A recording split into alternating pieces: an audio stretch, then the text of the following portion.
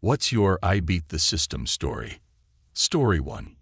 In college, I was supposed to take 2 lab science classes. At my school, lab science classes were notoriously difficult and didn't have anything to do with my field of study. I ended up finding 2 online science classes from the University of Nebraska that happened to coincide with an internship I had in Omaha. I got it approved through my advisor, and the classes were a effing breeze. They were the most entry-level classes on geography and climate. What is El Nino? How does a tornado form? It was a breeze. Fast forward to graduation. I found out that my lab science classes are supposed to be hands-on. My advisor assumed that since I was interning in Omaha that the classes were in person. I was 2 months from graduation when we figured this out, so they just accepted the credits. I got lucky that day and learned some rad shit about geography and landforms. Story 2. I once beat a parking ticket in a pretty fun way. Basically, my roommate parked my car in a space designated only for the train station, even though it was in a free public lot downtown. The city code written on the ticket basically said something along the lines of, the city can designate parking spaces, but if you read further, it says it's only enforceable via sections B or C. It actually referenced 3 other parts in the city code, but I'm using A, B, and C to make it less confusing. Section A specifically dealt with fines for handicapped spaces. This wasn't a handicapped space. Section B specifically dealt with fines for metered spaces. This was a free city lot, not a metered space. Section C didn't exist. Like it literally skipped over it. I think the exact paragraph was paragraph N, and the section went from paragraph M to paragraph O. I printed out the relevant sections of city code and took it to court. Showed the judge that the ticket couldn't be enforced. Ticket was dropped. Story 3. Here in Maine, we have this weird law called the Maine Implied Warranty Law. It basically says that if something breaks within the expected lifespan, the retailer has to replace it. It's a rarely used consumer protection law. Earlier this year, my phone stopped connecting to networks. I go to the fruit-themed phone manufacturer store, and they say it's a carrier issue. I visit the carrier, and they say it's a hardware issue. I revisit the phone manufacturer and mention that it could be an issue with the SIM card tray, which these models were known for. They take the phone out back and open it up and confirm that the SIM card wasn't making contact.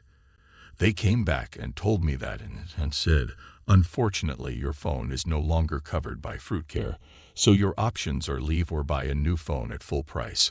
I paused and said, have you ever heard of the Maine Implied Warranty Law? Without skipping a beat, he says, let me go chat with a manager, and walks away. I watched him have a 5-second chat with another dude in a blue t-shirt and come back and says, lem go grab you a new phone from the back.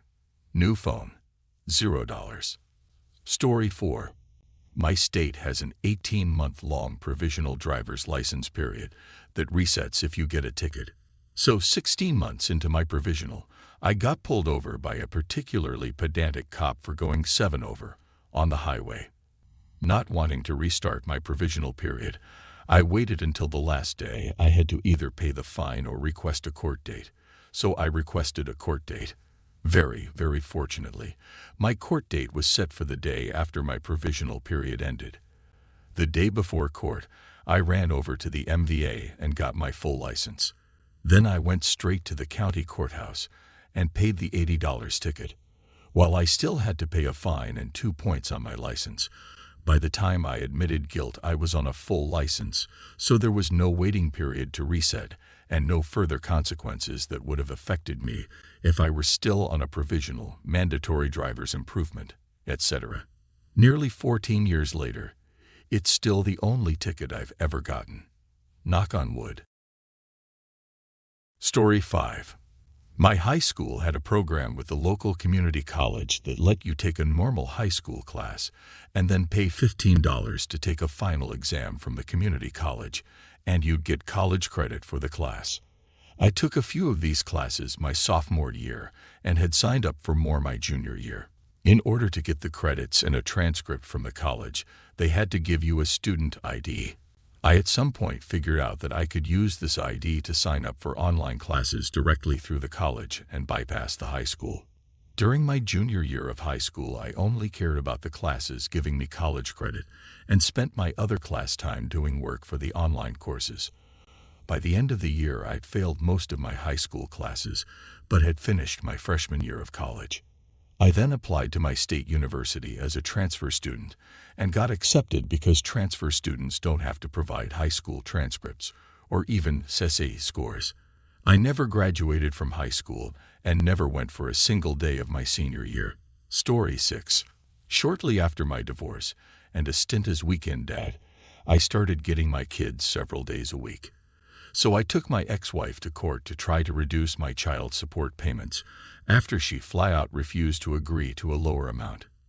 Even though I was legally in a position to do so, my ex fought back hard because she had grown accustomed to getting $1,000 in free fund money every month. It took 8 court appearances. The ex went out of her way to drag it out as much as she could. But the judge eventually got fed up with how unreasonable she was being, and instead of reducing my payments, he gave me shared custody and canceled all of my child support payments. And then my ex and her husband lost their house because they were so deep in debt from lawyer bills. An interesting postscript to this story is that I didn't want my kids to have a crappy home at their mom's, so I helped my ex find a townhouse rental she could afford. Flash forward 2 years, and she's my neighbor, and we get along better than we did when we were married. For those asking, yes, my kids, both teens, have their own rooms in both houses, and both households have absolutely everything they need. Their entire wardrobe is fluid between the 2 homes, and we just wash and put away whatever happens to be in the laundry. The only things that go back and forth are backpack-sized overnight bags with whatever stuff they like to have with them every night. The kids alternate 3 to 4 days a week and usually stay together, but the option is open for them to choose where they want to be on most nights. They just tend to follow the schedule we do up a few months in advance. And while the ex and I get along just fine, we have keys to each other's houses. We long ago talked out why the marriage fell apart, and we function fine as co-parents with 0 emotional leftovers between us. For those of you divorced, or thinking of it, it takes a lot less work and mental anguish to forgive, forget, and try to get along with your ex than it is to carry a grudge for the rest of your life. And it's way better for the kids. Story 7. My mom shops at Hobby Lobby for scrapbooking supplies and brings along my sister and I. Now, Hoblob has a 40% off coupon that you can use basically daily on pretty much whatever. So my mother, a criminal mastermind, prints off a coupon for each of us. That's 3 whole 40% off discounts she can get. She'll pick out her stickers and papers, hand us petty cash and a coupon, and we'll go through the line separately with the thing she wants. Every time, I use it as a chance to embarrass my mother. Yes, I would like to purchase these items, which I picked out myself, with this money, which is my money. Also, I will use this coupon. Also mine, thank you. I say this loudly. My mom hates it. My sister does the same thing. This is a sticker that I would like. It's for me, not that lady who went before us. We're not associated. She didn't give me this money or coupon. It's my favorite loophole. My mom hates us. Story 8. When I was in college, a bank had a table sitting outside a Jimmy John's that offered a free sandwich if you signed up for a credit card. I wanted a sandwich, so I signed up for a card, figuring I just wouldn't use the card and get me a free sandwich. The card got shipped to my parents' house, and my mom told me I had gotten a credit card. I told her the story, and she said I needed to call and get it canceled if I didn't want it. I'm really lazy, though, so I just didn't. My mom would remind me every month or so that I still have this credit card and keep getting statements, which all say $0 balance. Then she called one month and told me that she looked at my statement and saw a balance of $20. Since I hadn't used the card, she said I really needed to call and get it figured out and canceled before it started costing me money. I called up the CC company, and asked them what was up with my statement. They said that since I had been a good customer, no outstanding balance, they gave me a $20 credit. I told the lady that I wanted to cancel. When she asked why, I told her that I only signed up for a free sandwich and that I had already eaten the sandwich and no longer needed the card. She said that wasn't a problem, closed my account, and sent me a check for $20. That's how I got a free sandwich and $20 by signing up for a credit card. Story 9. When my wife and I bought our first house, we got settled in and set up the utilities, gas and electric, with the same company, Enmax. I set up direct billing so it pulled from my bank account every month. I never really paid much attention to the bills. I saw it being pulled from my account every month. Fast forward about a year of living there, and I got discussing utility costs with a coworker. Mine were less than half of what he was, so I did some digging into my bill. All it showed, and had been billing for, was electricity. I called the company, and they told me that I originally had a gas and electric setup, but a couple days after setup someone called and canceled the gas. I contact the actual distributor of the gas and ask them about it and explain that I haven't paid for gas for over a year. They give me the name of the company that is supposedly selling me my gas, and it is not a company that I have ever had anything to do with. I call this third party and give them my site ID, and the guy tells me they do sell gas to my property. I ask him whose name is on the account and who is paying for it. He says there is no name on the account, and no one has paid for it in over a year. I asked why it was never shut off after so many months of non-payment. At least that would have let me know there was an issue. He said it must have slipped through the cracks. He told me I would have to pay up my account, over a year's worth of gas.